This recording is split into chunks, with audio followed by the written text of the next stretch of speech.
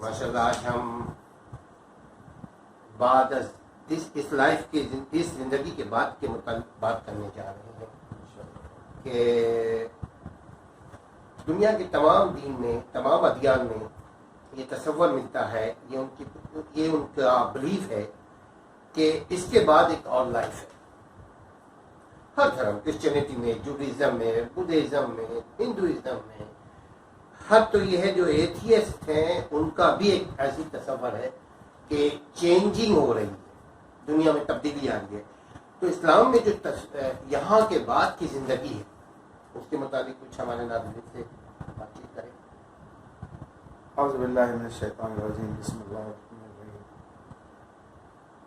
دیکھیں، جہاں تک ہمارے اسلام میں آگے کے تصور یعنی کہ زندگی کے بعد، تو ہمارا اسلام جو ہمیں بتاتا ہے وہ یہ بتاتا ہے کہ ہماری مدارج ہیں مختلف جس سے ہم گزر رہے. اس میں سب سے پہلے اللہ فرما رہا ہے کہ ایک عالم ارواح ہے. اللہ کے نبی صلی اللہ علیہ وسلم فرماتے ہیں ایک عالم ارواح ہے، اور یہ عالم ارواح کیا ہے؟ یہ وہاں پہ تمام روحیں موجود ہیں. جتنی بھی روحوں نے دنیا میں جنم لینا ہے وہ ساری کی ساری عالم ارواح میں موجود ہیں، پیدا کر دی. یعنی ہم سے پہلے ابھی بھی عالم ارواح میں روحیں موجود ہیں، یعنی ہم خود بھی اسی جگہ پر آئے ہیں. اگر ہمارا آپ پہلا ٹھکانہ تصور کریں تو ہمارا پہلا ٹھکانہ جو تھا وہ عالم ارواح تھا، جہاں سے ہم یہاں دنیا میں تشریف لائے. تو اب یہ عالم ارواح جو ہے، اللہ کے نبی صلی اللہ علیہ وسلم فرماتے ہیں کہ جتنی بھی دنیا میں روحوں نے جنم لینا ہے، جتنی بھی انسانیت، جتنی بھی مخلوق دنیا میں آنے والی ہے، ان سب کی روحیں جو ہے وہ اللہ نے عالم ارواح میں آلریڈی کریٹ کیا ہوا ہے، وہاں پہ رکھا ہوا ہے. اور بس وہاں سے جیسے جیسے جس کی باری آ رہی ہے. تو اگر ہم اس ایک تصور کو صرف یہ دیکھ لیں کہ اللہ کے نبی صلی اللہ علیہ وسلم فرما رہے ہیں کہ عالم ارواح میں تمام روحیں موجود ہیں، اور جس کی جیسے باری آ رہی، جس کا جب وقت آئے گا وہ دنیا میں اسی گھرانے میں بھیجا جائے گا جس گھرانے میں اللہ نے اس کا مقدر لکھ دیا. تو یہاں پہ سب سے پہلا تصور ہم جو کہتے ہیں نا کہ یہ مطلب خاندانی منصوبہ بندی، فیملی پلاننگ، تو ہمارے اس تصور نے تو سب سے پہلے، اگر ہمارا یہ تصور مضبوط ہے تو سب سے پہلے فیملی پلاننگ کے اس تصور کو بالکل رد کرتا ہے ہمارا یہ تصور. چونکہ وہاں پہ عالم ارواح میں روحیں موجود ہیں. میرے گھر میں اگر 4 روحوں نے جنم لینا ہے تو ہر صورت میں 4 روحیں میرے گھر میں جنم لیں. اس طریقے سے اس میں زیادہ ڈیٹیل نہیں ڈسکس کر رہا، صرف آپ کو بتا رہا ہوں مدارج، چونکہ آپ نے موت کے بعد کے معاملات معلوم کیے. اب اس کے بعد وہاں سے ہم دنیا میں تشریف لا گئے، اور اس کے بعد اللہ قرآن میں فرما رہا ہے کہ ہم نے پھر تمہیں ماں کے رحم میں رکھا، پھر تمہیں ایک لوتھڑے کی شکل دی، پھر ایک بوٹی کی شکل دی، پھر تمہارے جسم پہ ہڈی اور کھال تیار کر دیا، پھر تمہارے جسم میں روحیں ڈال دی، اور اس کے بعد تمہیں دنیا میں پیدا کیا. کچھ لوگ دنیا میں آنے سے پہلے انتقال کر گئے، یعنی واپس چلے گئے، اور کچھ لوگ ایسے ہیں جو دنیا میں آئے جو بچپنے میں انتقال کر گئے. کچھ ایسے ہیں جو جوانی تک پہنچے، اور کچھ ایسے جو بڑھاپے تک، اور اللہ نے بتایا کہ کچھ ایسے ہیں جو پھر اپنی اسی عمر کو پہنچ گئے. یعنی کہ آپ دیکھیں کہ اگر بہت زیادہ انسان بوڑھا ہو جاتا ہے تو پھر اس کی کیفیت پھر وہی بچوں والی ہوتی ہے. تو اللہ فرماتا ہے کہ پھر تو یہ ہمارا پہلا اسٹیج ہے عالم ارواح. اس کے بعد ہم دنیا میں آئے ہیں. اصل میں ہمارا ایک سفر ہے جو عالم ارواح سے شروع ہوا ہے اور آخرت پہ جا کر ختم ہوگا، جہاں پہ ہم اپنے مقام جنت اور دوزخ میں. آپ یہ کہتے ہیں کہ دس از سیکنڈ اسٹیج، دنیا ہمارا سیکنڈ اسٹیج ہے. اب یہ جو دنیا ہے، ہمارا جو بلیف ہے، جو اللہ ہمیں بتا رہا ہے، اس کے مطابق یہ جو دنیا ہے یہ ایک گزرگاہ ہے. فار ایگزامپل آپ یہاں سے امریکہ جا رہے ہیں، امریکہ سے کینیڈا جا رہے ہیں، کینیڈا سے برطانیہ، مطلب آپ مختلف جگہوں پہ سفر کر رہے ہیں. تو اب یہ گزرگاہ ہے. تو یہاں پہ اللہ نے فرمایا کہ اللہ کے نبی صلی اللہ علیہ وسلم فرماتے ہیں کہ آپ نے اس گزرگاہ میں تمام فیسلٹیز اویل کرنی ہے جو بھی آپ کے لیے سہولت ہے. کہیں بھی یہ نہیں کہا کہ تنگی کا معاملہ کہیں نہیں. اور ہمیشہ مجھے میرے رب نے اور میرے قرآن نے یہ سکھایا، ربنا آتنا فی الدنیا حسنۃ وفی الآخرۃ حسنۃ وقنا عذاب النار، کہ اللہ مجھے دنیا کے حسنات عطا فرما دیجیے، مجھے دنیا کے حسنات عطا فرما دیجیے، مجھے آخرت کے حسنات عطا فرما دیجیے، اور مجھے عذاب النار سے بچا لیجیے. یہ 3 اسٹیج ہے. دنیا کے حسنات، یعنی کہ دنیا میں بھی ہمیں یہ نہیں کہا کہ تنگ دستی میں ضرور رہو. اگر اللہ نے تمہیں تنگ دست رکھا ہو تو صبر شکر کر کر اس میں رہو. اور اگر تم دنیا کو بہتر کر سکتے ہو آخرت کی بہتری کے ساتھ، تو اللہ کو اس میں کوئی اعتراض نہیں. تو یہ ہم دنیا میں جو گزر رہے ہیں، یہ ہمارا دنیا جو ہے وہ ایک گزر گاہ ہے، جیسے کہ اللہ کے نبی صلی اللہ علیہ وسلم فرماتے ہیں الدنیا مزرعۃ الآخرہ، دنیا آخرت کی کھیتی ہے۔ اب چونکہ ہمارا بلیو یہ ہے کہ ہم اس دنیا کے بعد ایک مقام آئے گا جہاں پر ہم نے کچھ جواب دے اپنے تمام عمل کا جواب دینا ہے، تو اس کے لیے ہم یہاں پر اس کی تیاری کرتے ہیں، اس دن کے لیے جو دنیا سے نکلنے کے بعد ہم نے دیکھنا ہے، اس دن کی پھر ہم تیاری کرتے ہیں۔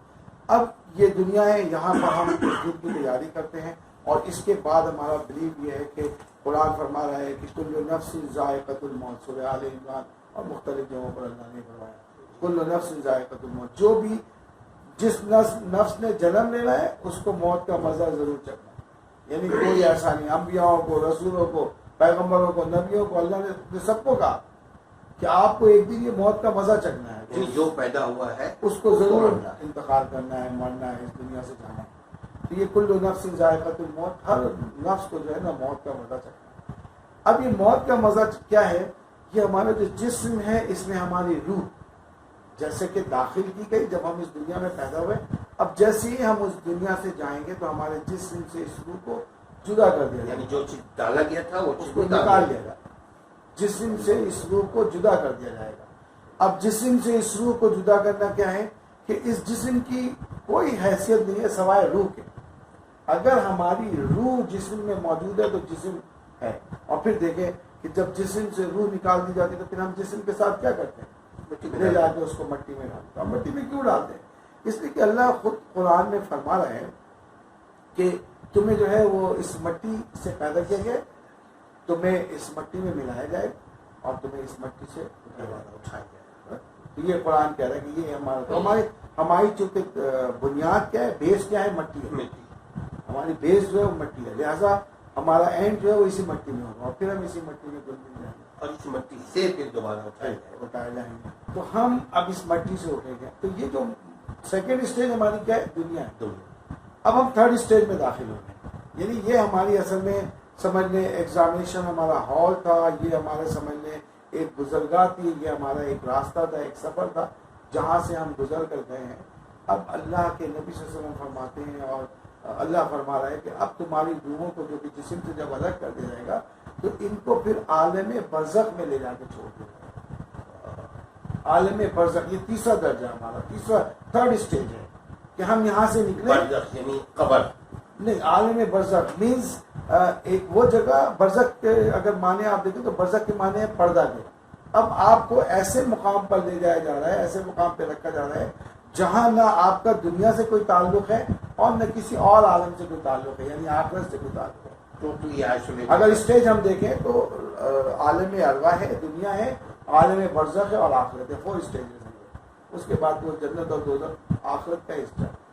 تو جب میں دنیا میں موجود ہوں تو مجھے نہیں پتا کہ عالم ارواح میں میرے ساتھ کیا ہوا یا میں عالم ارواح میں کس حالت تھا، اور جب میں دنیا سے نکل کر جاؤں گا تو جب میں برزخ میں جاؤں گا تو اب مجھے نہیں پتا کہ میں دنیا میں کیا، میرا دنیا والوں کا کیا حال ہے یا دنیا میں کیا تھا یا اب میرا آخرت میں کیا ہونے والا ہے۔ یہ مگر ہمارے اعمال بتا رہے ہوں گے نا کہ ہمارا رخ کیا ہے۔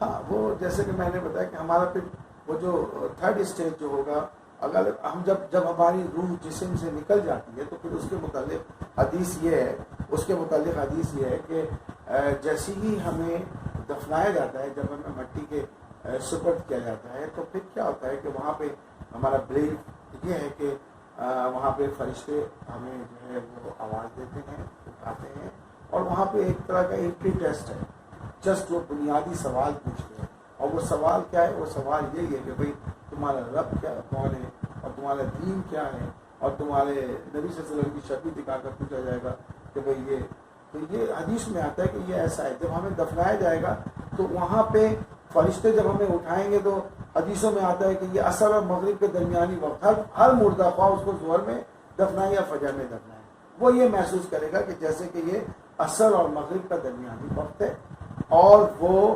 اس کو اٹھایا گیا ہے، اور اس کو ایسا لگے گا، اگر وہ دیندار صالح ہوگا تو اس کو ایسا لگے گا کہ جیسے کہ اس کی عصر کی نماز قضا ہونے والی اور مغرب سر پر، اگر وہ نمازی ہوگا اس دنیا میں۔ ہاں، مطلب نیک اعمال، یہی ایک انٹری ٹیسٹ ہے کہ وہیں سے وہ پتہ چل جائے گا، تو ایسا لگے گا کہ جیسے کہ وہ عصر کی نماز اس کی قضا ہو رہی ہے، اور اسی لیے کہتے ہیں کہ ہمیں نماز کی پریکٹس کرنی چاہیے اور وہ مطلب ہمیں رکوع و سجود کرنا چاہیے. اثر کی نماز کی بڑی تاکید. ہاں بڑی تاکید. آپ ایک بات کر رہے تھے کہ ایک حدیث ہے کہ یہ دنیا آخرت کی کھیتی ہے، تو ایسا نہیں کہ ہم کھیت سے غافل ہوتے جا رہے ہیں؟ بالکل ایسا ہی ہے. اب اصل میں مسئلہ یہاں تو ٹیسٹ ہی یہی ہے نا. یہاں پہ آپ کی جو جتنی بھی رہنمائی کی جا سکتی تھی وہ اللہ نے کر دیا. آپ کے اس دنیا میں آنے سے پہلے آپ کا جیسے آپ عام انسٹرومنٹ لے کر آتے نا تو آپ کیا کرتے ہیں، اس کا ایک بکلیٹ لے کر آتے ہیں نا، اور پھر وہ بکلیٹ آپ کو پتا ہے ہاؤ ٹو آپریٹ اٹ، اس کی کیا آپریشن کے اس کے کیا پروسیجر ہے یا اس کا ایس او پی کس طریقے سے اس کو چلایا جائے گا. تو بالکل ہمارے بھی ایس او پیز موجود ہیں قرآن کی شکل میں، اور اللہ نے بتا دیا ہے کہ بھائی دنیا میں جو ہمارا بچہ جنم لینے والا ہے اس کو میں کیسے لے کر چلوں گا، اس نے بتا دیا ہے. اللہ کے نبی صلی اللہ علیہ وسلم نے بتا دیا.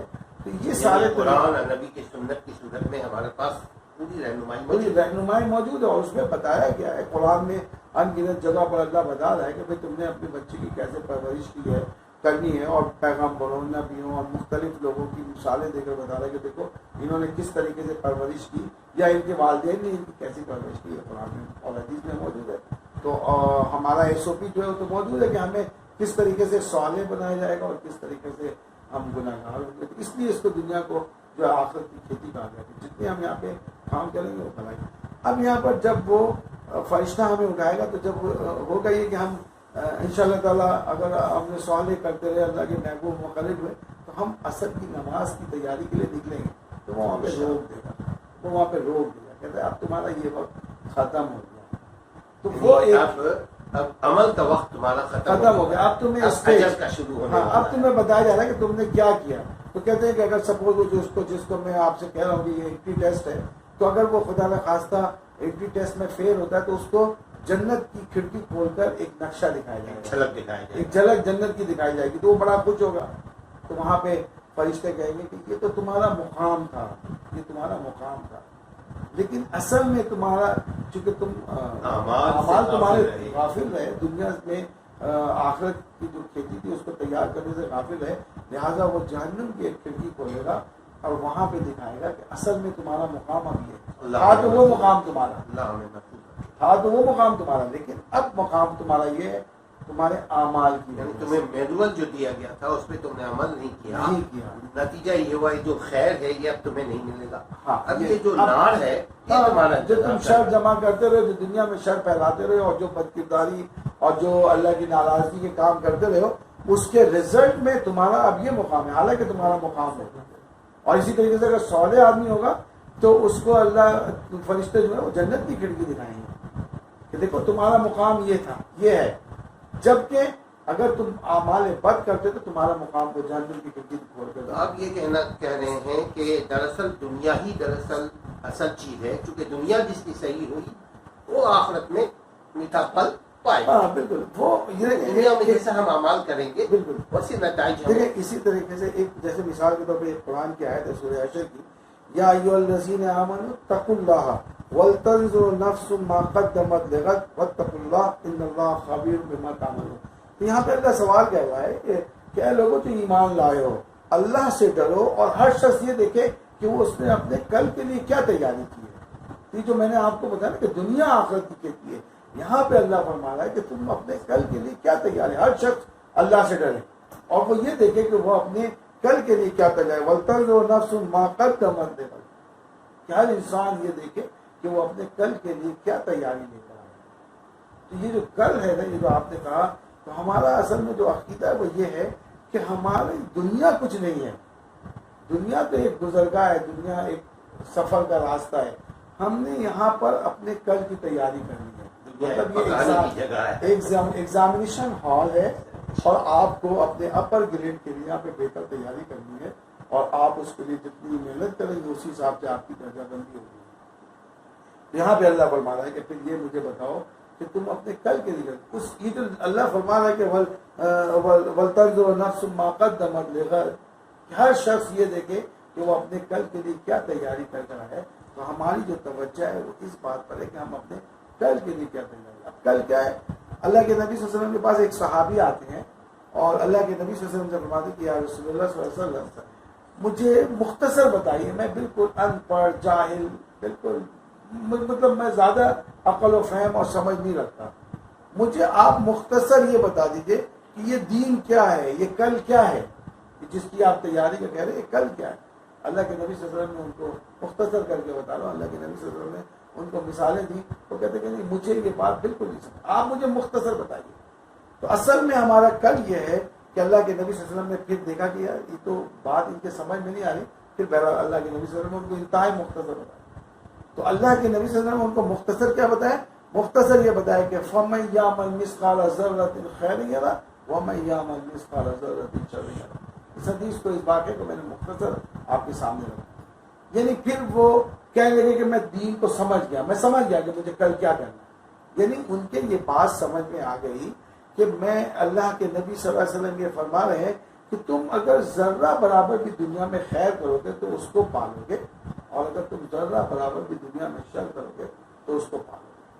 تو یہاں پر یہ جو کل ہے وہ یہ ہے کہ ہمیں یہ جو دنیا ہے، یہ دنیا ہماری آج ہے، اب ہم نے یہاں پر اپنے کل کی تیاری کرنی ہے، اور پھر کل کی تیاری میں جو عمل صالح ہے اور جو اللہ نے احکامات دیے ہیں، نماز ہے، روزہ ہے، حج ہے، عبادت ہے، قرآن کا پڑھنا، پڑھانا، سمجھانا، دین کے لیے جدوجہد کرنا، اللہ کے اس قانون کو، اس نظام کو اس دنیا پہ جو ہے نافذ کرنا، رائج کرنا، لاگو کرنا، یہ ساری ہماری ذمہ داریوں میں شامل ہے۔ تو اب یہ جو ہے نا، یہ بات لاگو کرنا، اس کا مطلب یہ ہے کہ ہم اپنی طاقت کے مطابق لاگو کرنا، ہر آدمی کے اوپر لاگو کرنے کا بالکل۔ دیکھیں اصل میں ہر آدمی، کسی بھی آدمی کو اللہ نے یہ نہیں کیا کہ وہ کمزور ہے اور طاقتور ہے، یہ اپنی طرف سے وہ بھرپور کوشش کرے گا۔ اور اللہ نے فرمایا ہے کہ تم اگر، سورہ اعلیٰ میں اللہ فرما رہا ہے کہ اگر تم بھلائی کے راستے میں میری مدد کے طلبگار ہوگے تو میں تمہارے بھلائی کے راستے کو آسان کرتا ہوں، اور اگر تم نے جو ہے وہ برائی کے راستے کو اپنے لیے پسند کیا تو جان رکھو کہ میں تمہارے برائی کے راستے کو بھی آسان کرتا ہوں۔ تو یہ تو میں ایزیوم نہیں کر سکتا کہ اللہ مجھ سے کتنی خدمت دے گا، لیکن مجھے اپنے آپ کو اللہ کے حضور مسلسل پیش کر کے رکھنا ہے کہ اللہ مجھ سے خدمت لے لیجیے، مجھ سے، کیونکہ دیکھیں یہ دین جو ہے نا، اللہ کے نبی صلی اللہ علیہ وسلم کو فرمایا گیا کہ هو الذی ارسل رسولہ بالہدی ودین الحق لیظہرہ علی الدین کلہ۔ تو اللہ فرما رہا ہے کہ اے نبی صلی اللہ علیہ وسلم، آپ کو اس دین کو تمام ادیان پر غالب کرنا ہے، اور یہ دین تمام ادیان پر غالب ہو کر رہے گا۔ اب مجھے نہیں پتا نا کہ اس میں میرا کیا مقام ہے، میرا کیا رول، مجھے اپنی طرف سے بھرپور جدوجہد اور بھرپور کوشش کرنی ہے تاکہ میں اس میں زیادہ سے زیادہ پارٹیسپیٹ کر سکوں۔ تو جتنا میں اس میں اپنا حصہ ڈالوں گا اور اس کو پلے کروں گا اور اس کے لیے جدوجہد کروں گا، یقیناً میری آخرت اس سے کہیں زیادہ بہتر ہوگی۔ اور اگر میں ایسا نہیں کروں گا تو پھر میرے لیے بڑے خطرناک مراحل ہیں، مطلب جیسے کہ اس دن قیامت کے دن جب، اچھا اب اس کے بعد کیا ہوگا کہ جو عالم اربع سے ہم نکلیں گے تو پھر اللہ نے فرمایا کہ ایک دن ہوگا جب ہم تم سب کو اکٹھا کریں گے اور تمہارے اعمال کو دیکھیں گے اور اس کی جانچ پڑتال کریں گے، اور نیک لوگوں کو، صالح لوگوں کو ان کے دائنے ہاتھ میں، اور یہ ایک کیٹیگری اللہ نے اعمال دیں گے۔ اب وہاں پہ کیا ہے، قیامت کے دن سب سے یہ جو سارا معاملہ ہوگا، جیسے تو وہاں پہ ایک آیت اللہ فرما رہا ہے، سورہ تحریم کی آیت ہے، سورہ تحریم قرآن پاک کی 66ویں سورت ہے، اس کی ایک آیت ہے، اور اس آیت میں اللہ فرما رہا ہے کہ یا ایھا الذین کفروا لا تحتذوا اليوم، یعنی اس میں اللہ فرما رہا ہے، آیت نمبر سورہ تحریم کی آیت نمبر 7 ہے، اور سورہ تحریم ترتیب کے لحاظ سے قرآن پاک کی 66ویں سورت 28 سے پڑھے۔ یہاں پہ اللہ کیا فرما رہا ہے، اس دن جو کفار ہیں جنہوں نے اللہ کو ماننے سے، اللہ کے نبی صلی اللہ علیہ وسلم کو ماننے سے، اس دین کی پیروی کرنے سے انکار کیا، تو وہاں پہ ان کے لیے دو ٹوک فیصلہ ہے۔ یہ ہماری کل ہے جس کی میں آپ کو وضاحت کرنا چاہتا ہوں، جس کے لیے اللہ کہہ رہا ہے کہ تم اپنے کل کے لیے کیا تیاری کر رہے ہو۔ تو اب کل کی تیاری میں یہ ہے کہ اللہ فرماتا ہے کہ اگر تم خدا نہ خواستہ نافرمان ہوئے، اگر تم میرے فرما بردار نہیں ہوئے، اگر تم نے میرے احکامات اور نبی صلی اللہ علیہ وسلم کی سنت پہ عمل نہیں کیا، تو اللہ فرمائے گا اس دن کے متعلق، اللہ فرما رہا ہے کہ پھر یا ایھا الذین کفروا لا تعتذروا اليوم انما تجزون ما کنتم تعملون، کہ کافرو آج تمہارے لیے کوئی ہیل بہانہ نہیں ہے، آج تم دنیا کے سارے خزانے بھی میرے قدموں میں ڈھیر کر دو تو آج تمہیں نجات ملنے والی ہے۔ یہ ہماری کل خدا نہ خواستہ ہو سکتی ہے اگر ہم نے اپنی آج میں اپنی آج کو اگر کل پہ قربان نہیں کیا تو یہ ہماری کل ہو سکتی ہے کہ اللہ آج کو خوبصورت نہیں بنایا، آج کو اگر خوبصورت نہیں بنایا، اگر ہم نے آج کی محنت نہیں کی، اگر ہم نے دنیا کے اس معاملات میں الجھے رہے تو یہ جو ہے ہماری کیا ہے کل خراب ہو جائے گی. تو کل جب خراب ہوگی تو اللہ ایک فیصلہ تو یہ کرے گا کہ کافروں آج تمہارے لیے کوئی ہیل بات نہیں ہے، آج تم دنیا کے سارے خزانے بھی میرے سامنے ڈھیر کر دو، تمہیں نجات نہیں ملے. ایک تو یہ ہو گیا کہ اس میں بہت سارے لوگ تو اسی میں چھٹ جائیں گے جنہوں نے اس دین کو قبول نہیں کیا، جس نے اللہ کو اللہ نہیں مانا، جس نے رسول کو رسول تسلیم نہیں کیا، جس نے اللہ کے احکامات پہ عمل نہیں کیا، جس نے قرآن کو اپنا رہبر و رہنما نہیں بنایا. صرف یہ ایک دین کسی کا بھی ہو، ہاں اگر وہ نام کا مسلمان، اب کام اگر اللہ رسول کے خلاف، تو اس کو بھی رہبر و رہنما بالکل. اس نے اگر رہبر و رہنما قرآن اور آئیڈیل اللہ کے نبی صلی اللہ علیہ وسلم کو نہیں بنایا تو اس کے لیے یہ فیصلہ ہے اللہ کا. اللہ تعالیٰ تمہیں سارے خزانے دنیا کے ڈھیر کر دو. تو یہ اس طریقے سے اللہ نے فرمایا کہ بھئی یہ جو ہے نا معاملہ ہوگا اس کل کا سوال اللہ فرما رہا ہے، اس کل کے متعلق اللہ سوال کر رہا ہے. تو بھئی تم اس کل کے لیے تم کیا تیاری کرو گے؟ کیا تم اپنے آپ کو اس آیت کے تابع کر کے ایک طرف ہو جاؤ گے، یا تم اپنے کچھ بہتری کی طرف کوئی اللہ کی رضا اور خوشنودی کی طرف جاؤ گے؟ تو یہ دن بڑا خطرناک ہے. اگر میں اس کی تھوڑی سی آپ کو وضاحت کروں تو یہاں پہ اللہ فرما رہا ہے کہ فَكَيْفَ تَتَّقُونَ إِن كَفَرْتُمْ يَوْمًا يَجْعَلُ الْوِلْدَانَ شَيْبًا، سورہ مزمل کی آیت ہے. اللہ فرما رہا ہے کہ فَكَيْفَ تَتَّقُونَ، ذرا سوچو تو صحیح، ذرا غور تو کرو. ان کفرتم، اگر تم کفر کی حالت میں مر گئے تو تمہارا کیا حال ہوگا جب تمہارے بچے بوڑھے ہو جائیں گے؟ اللہ تمہارا کیا حال ہوگا اگر تم اس کفر کے، اگر تمہیں یہ جو سورہ تحریم کی آیت ہے یہ تم پر لاگو ہو گئی تو تم ذرا سوچو تو صحیح کہ تمہارا کیا حال ہوگا. اگر تم کفر کے حالت میں مر گئے تو تمہارا کیا حال ہوگا جب وہ دن ایسا دن ہوگا جس دن تمہارے بچے بوڑھے ہو جائیں گے. اب یہاں بچے بوڑھے ہونے سے مراد یہ نہیں ہے کہ وہ 10 سال کا بچہ جو ہے وہ 100 سال کا ہو جائے گا، یہ مراد قطعی نہیں ہے. یہاں پہ اللہ کی مراد یہ ہے کہ اس دن جو ہے نا معصوم بچہ بھی سمجھ رہا ہوگا کہ آج ہونے والا کیا ہے. اللہ اس دن ایک معصوم بچہ بھی یہ سمجھ رہا ہوگا کہ آج ہونے والا کیا ہے. اور اس کی ایک بہترین مثال سورہ حج کی آیت ہے. اللہ فرماتا ہے کہ یوم ترونہا تذہل کل مرضیۃ عما ارضعت وتضع کل ذات حمل حملها وترى الناس سکارى وما هم بالسکارى ولكن عذاب اللہ شدید. اللہ کیا فرما رہا ہے؟ اللہ فرما رہا ہے وترى الناس سکارى، تم دیکھو گے کہ لوگ نڈھال ہیں، مدہوش ہیں. یہاں پہ اللہ فرما رہا ہے کہ اس دن جب کہ یہ سورہ حج کی آیت ہے اور پہلی دوسری تیسری آیت ہے، یہاں پہ اللہ فرما رہا ہے کہ اس دن جس دن زمین کو پوری شدت کے ساتھ ہلا دیا جائے گا، زلزلے کی کیفیت ہو جائے گی، اور پھر جب یہ زمین اپنے سارے بوجھ یعنی کہ نکل، جیسے جو اس میں اللہ فرما رہا ہے سورہ زلزلہ میں اذا زلزلت الارض زلزالہا واخرجت الارض اثقالہا وقال الانسان ما لہا، یعنی جس دن زمین اپنے سارے بوجھ نکالے گی، باہر پھینک دے گی، تو انسان کہے گا وقال الانسان ما لہا، انسان ہی کہے گا کہ یہ زمین کو کیا ہو رہا ہے. تو زمین جواب دے گی بِأَنَّ رَبَّكَ أَوْحَىٰ، آج میرے رب کا یہ حکم ہے کہ میں اپنے احوال بیان کروں. آج میرے رب کا یہ حکم ہے کہ میں اپنے احوال بیان کروں. جب تمہیں دنیا میں بھیجا گیا تھا تو مجھے خاموش کر دیا گیا تھا، خبردار ایک لفظ نہیں بولنا. لیکن مجھے اللہ نے یہ تسلی دی تھی کہ تمہیں ایک دن میں موقع ضرور دوں گا، ایک دن تمہیں موقع ملے گا اپنے احوال بیان کرنے. تو اس دن اللہ فرماتا ہے کہ جو انسان ہے یہ جب زمین بولے گی تو انسان حیران ہونے کہ بھئی زمین کو کیا ہوگا. زمین کہے گی آج میرے رب کا یہ حکم ہے کہ میں بولوں اور میں اپنے احوال بیان کروں. اس دن جیسے کہ اللہ فرما رہا ہے کہ اپنے کل کی تم نے کیا تیاری کی. یہ جو زمین ہے اس دن بالکل اس طریقے سے بیان کرے گی. اور آج ہمارے اور آپ کے لیے کوئی مشکل بات نہیں ہے. آپ دیکھتے ہیں ایک سم ایک چپس کتنی چھوٹی سی ہے، اس میں بہت ساری چیزیں ہیں نا، ہماری ساری ویڈیو، ہماری ساری، تو یہ تو کس کی پیدا کی ہوئی ہے، کس کی تخلیق ہے؟ میری اور آپ کی، مخلوق کی. جس نے مجھے بنایا ہے، خالق کی کیا تکلیف. مطلب جب میں اس قسم کی کوئی چیز تخلیق کر سکتا ہوں تو آپ ذرا سوچیے کہ میرا مالک جو ہے، میرا جو خالق ہے، اس کی تخلیق کیا ہوگی. یہ تو چپس ہماری نشاندہی کے لیے بنا دی گئی ہے کہ دین اسلام ایک سچا دین ہے. یہ رہنمائی کرتا ہے دنیا کو خوبصورت. اب وہاں پہ اللہ فرما رہا ہے کہ اب تمہیں کوئی شک شبہ نہیں ہونا چاہیے. جب تم اتنی سی چپس بنا سکتے ہو تو میں تو تم سے بہت سائنس کی ترقی نے اسلام کے اور قریب انسان کو میں آپ کو یہ بات کہتا ہوں انشاءاللہ تعالی، جیسا کہ آج بہت سی آیتوں کی ہمیں سمجھنے کے لیے اور اس کی ڈیفینیشن کی ضرورت نہیں پڑتی، مجھے انشاءاللہ یہ پوری، اور بلکہ ایسا ہی ہونا ہے، قیامت سے پہلے ہمیں لگتا ہے کہ کسی بھی آیت کو سمجھنے کے لیے کوئی بہت زیادہ محنت نہیں کرنی پڑے گی۔ آپ مجھے بتائیں نا، آج اگر زمین کہہ رہی ہے کہ اللہ کہہ رہا ہے کہ زمین بولے گی اور تمہارے احوال بیان کرے گی، تو جیسا کہ ہمارے پاس چیزیں موجود ہیں تو ہم سمجھ سکتے ہیں، ہاں ہم اس پہ چل رہے پھر رہے، تو یہ اس میں سارا ہمارا ہوتا ہے نا، کہیں پہ ہم ہاتھ رکھتے ہیں، کہیں پہ ہم ہاتھ رکھتے ہیں تو ہمارے فنگر پرنٹ آ جاتے ہیں ہمارے، اور پھر کیا ہوتا ہے اس فنگر پرنٹ کو جانچ دیا جاتا ہے۔ اسی طریقے سے زمین ہے، یہ سارے احوال بیان، یہ سب ریکارڈ کر رہی ہے، یہ ساری چیزیں زمین پہ ریکارڈ ہے۔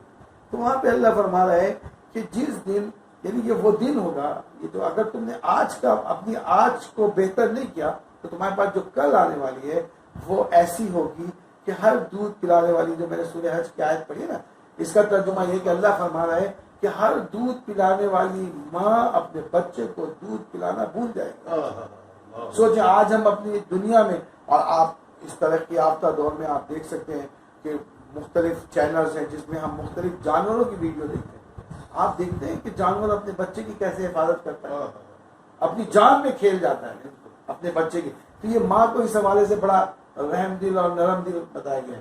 اللہ فرما رہا ہے کہ یہ رحم دل ماں، یہ نرم دل ماں جو کہ اپنے بچے کے لیے اپنی جان قربان کر سکتی ہے، جان رکھو یہ بھی اس دن اس کے کوئی کام نہیں آئے گا، اس کو اپنے بچے کا ہوش ہی نہیں ہوگا۔ اللہ فرما رہا ہے کہ تم دیکھو گے کہ دودھ پلانے کی ہوئی ماں اپنے بچے کو دودھ پلانا بھول جائے گی، اور ہر حاملاؤں کے حمل گر جائیں گے۔ کیا ہے؟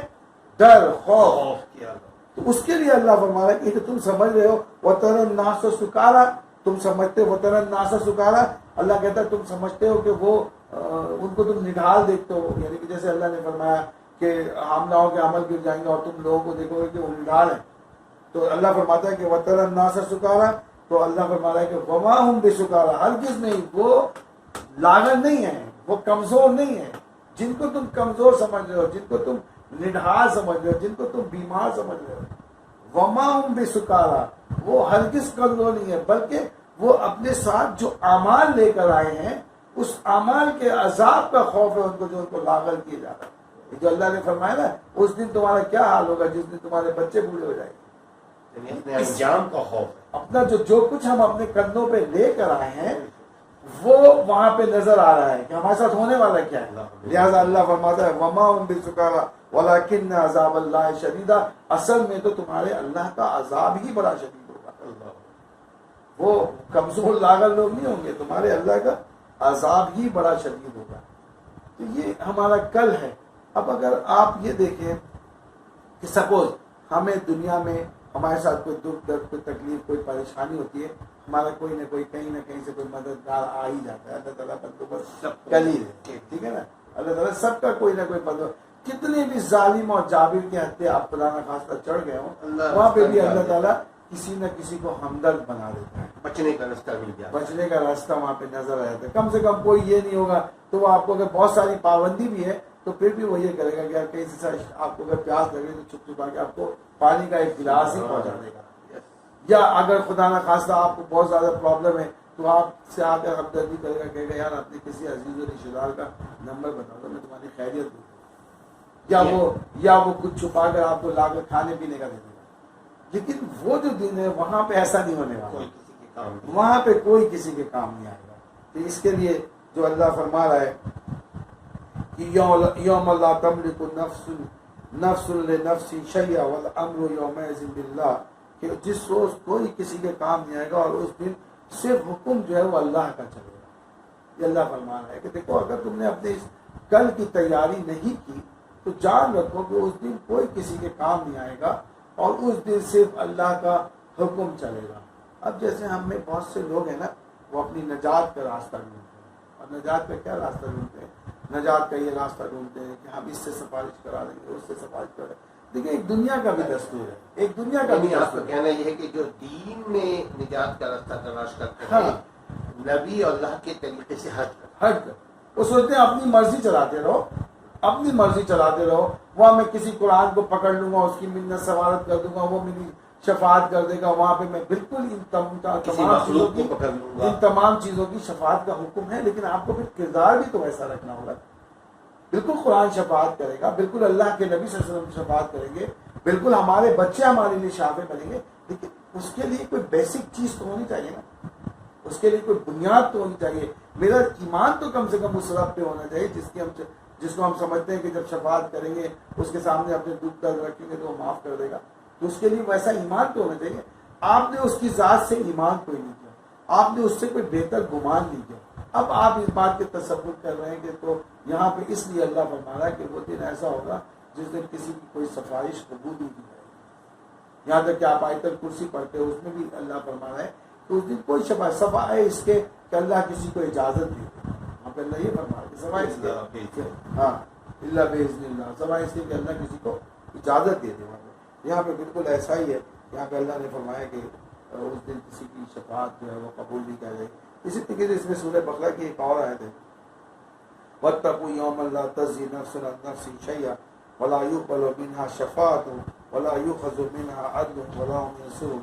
یہاں پہ اللہ فرما رہا ہے کہ اس دن سے ڈرو جب کوئی کسی کے کچھ کام نہ آئے گا اور نہ کسی کی سفارش قبول کی جائے گی اور نہ کسی سے کسی طرح کا. جیسے اللہ فرما رہا ہے نا کہ اس دن کسی کی کوئی آیت الکرسی میں کہہ رہا ہے نا کہ سوائے مطلب اگر کوئی کسی کی سفارش یا شفاعت کرے گا بھی تو اگر اللہ کا حکم ہوگا تو کرے گا. تو ہمیں اپنا ویسا کیریکٹر بھی لے کر جانا. ہم یہ سمجھتے ہیں کہ ہم بالکل کوڑے چلے جائیں گے اور کوئی ہماری سفارش کرے گا تو کس حساب سے کرے گا؟ بس تیرا دامن تھام لیں گے. ایسا نہیں چلے گا. اس کے لیے آپ کو تیاری کرنا. عائشہ رضی اللہ تعالیٰ عنہ ہاں دیکھیں اس میں یہ ہوا کہ حضرت عائشہ صدیقہ رضی اللہ عنہ جو ہے وہ اللہ کے نبی صلی اللہ علیہ وسلم سے پوچھ رہی ہیں کہ اللہ کے نبی صلی اللہ علیہ وسلم نے فرمایا کہ اصل میں یہ 3 ایسے مواقع ہوں گے جہاں پہ کوئی کسی کو نہیں پہچانے گا، اس کی کوئی مدد نہیں کر سکے گا. تو حضرت عائشہ صدیقہ اللہ کے نبی صلی اللہ علیہ وسلم سے پوچھ رہی ہے کہ یا رسول اللہ صلی اللہ علیہ وسلم کیا آپ بھی ہماری مدد نہیں کریں گے؟ تو دیکھیں اللہ کے نبی صلی اللہ علیہ وسلم اما عائشہ کو مخاطب کر کے کیا کہتے ہیں، عائشہ تم نے قرآن نہیں پڑھا، تم نے سورہ معارج نہیں پڑھی. سورہ معارج میں اللہ کیا کہہ رہا ہے؟ اللہ فرما رہا ہے وَلَا يَسْأَلُ حَمِيمًا حَمِيمًا. اس دن کوئی کسی کے کام نہیں آئے گا. تو جب اللہ کہہ رہا ہے کوئی کسی دن کے کسی کے کام نہیں آئے گا تو تمہیں یہ گمان کیوں ہو رہا ہے؟ لیکن اللہ کہہ رہا ہے نا، اللہ فرما رہا ہے کہ وَلَا يَسْأَلُ حَمِيمًا حَمِيمًا، کوئی کسی کے کام نہیں آئے گا. تو اللہ کے نبی صلی اللہ علیہ وسلم نے اما عائشہ کو یہ آیت کو سوچو تو صحیح، اللہ کہہ رہا ہے، میں تو نہیں کہہ رہا. اسی طریقے سے حجۃ الوداع کے موقع پہ اللہ کے نبی صلی اللہ علیہ وسلم اپنے کنبے، اپنے قبیلے، اپنے خاندان کو مخاطب کر کے کیا کہہ رہے ہیں؟ کہہ رہے ہیں قریش کے لوگوں ایسا نہ ہو کہ اس دن سارے لوگ اپنے نیک اعمال سے لدے پنے آئے اور تم خالی ہاتھ آؤ. جان رکھو میں تمہارے کسی کام نہیں آنے والا. اپنے قبیلے اپنے رشتے داروں کو کہہ رہے ہیں، اپنے رشتے داروں کو کہہ رہے ہیں کہ دیکھو میرے تمہارے رشتے ہیں، میرے تمہارے تعلق ہیں، میں اپنی رشتے داری کو ضرور دنیا میں نبھاتا رہوں گا. جو میرا حق ہے، جو تمہارا حق ہے وہ میں اسے ادا کرتا رہوں گا. تم اگر یہ سمجھو کہ وہاں پہ کوئی میں رشتے داری نبھاؤں گا تو میں تمہارے وہاں کسی کام میں آنے والا نہیں. تو یہ اللہ کے نبی صلی اللہ علیہ وسلم آپ بولتے ہیں اللہ 3 ٹائم، ہاں 3 جگہوں کے علاوہ مطلب 3 تو یہ شدید اسٹیجز ہیں. یہ 3 ایسے اسٹیجز ہیں جس وقت آپ کے نام اعمال آپ کے ہاتھ میں دی جائیں گے. نفسا نفسی پڑی ہوگی ایک اسٹیج. دوسرا اسٹیج یہ ہوگا جب آپ کے نام اعمال کی جانچ ہوگی. اب یہ بھی دیکھیں، یہ بھی بڑا زبردست اسٹیج ہے. اور تیسرا اسٹیج یہ ہوگا کہ جب آپ کو پلسرات پہ سے گزرنا ہے. تو یہ 3 اسٹیجز بڑے خطرناک ہیں. تو اب اس دن اللہ فرما رہا ہے، یہی سورہ معارج کی مثال اللہ کے نبی صلی اللہ علیہ وسلم فرما رہے ہیں کہ گناہ گار اس دن عذاب کے بدلے فدیے تلاش کر رہے ہوں گے، یعنی سوچ رہے ہوں گے کہ میں کس کو دے کر اپنی جان چھڑا دوں، تاوان دے دوں، کس کو میں دوں اور اپنی جان چھڑا دوں. تو اللہ فرما رہا ہے سورہ معارج میں کہ وَصَاحِبَتِهِ وَأَخِيهِ، وہ کوشش کریں گے کہ وہ اپنی بیویوں کو اور اپنے بھائیوں کو دے دیں. یعنی ہر شخص کوشش کرے گا کہ میری جان بخشی ہو جائے، میں اپنی بیوی کو فدیے میں دے دوں، اپنے بھائی کو فدیے میں دے دوں. وَصَاحِبَتِهِ وَأَخِيهِ. اور پھر اسی طریقے سے اللہ فرما رہا ہے وَفَضِيلَتِهِ الَّتِي تُؤْوِي، اور اپنے کنبے کو جو اس کو پناہ دیتا ہے. یعنی میرے والدین، میرے عزیز و قربا جنہوں نے مجھے پالا پوسا بڑا کیا، کسی قابل کیا، اللہ فرما رہا ہے کہ اس کا بس نہیں چلے گا کہ اس کو بھی جو ہے وہ فدیے میں دے دے. وَمَنْ فِي الْأَرْضِ جَمِيعًا ثُمَّ يُنْجِي، اللہ فرما رہا ہے اور وہ کوشش یہ ہوگی کہ روئے زمین کی ساری چیزیں جو ہے فدیے میں دے کر جان چھڑا لی جائے.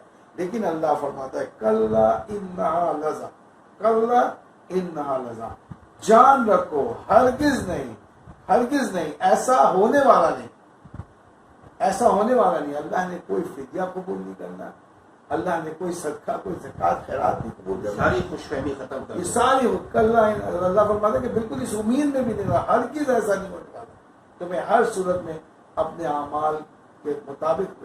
اب تو میں نے آپ کو بتایا کہ یہ جو 3 اسٹیجز ہیں، جب نامہ اعمال بٹ رہے ہوں گے، جب نامہ اعمال تولے جا رہے ہوں گے، یعنی جانچ کی جا رہی ہوگی، اور جب کوئی اس بات کو دیکھیں نامہ اعمال جب بٹ رہا ہے تو ان کا نفسا نفسی کا عالم ہے کہ پتہ نہیں مجھے نامہ اعمال دائنے ہاتھ میں ملتا ہے یا بائیں ہاتھ میں.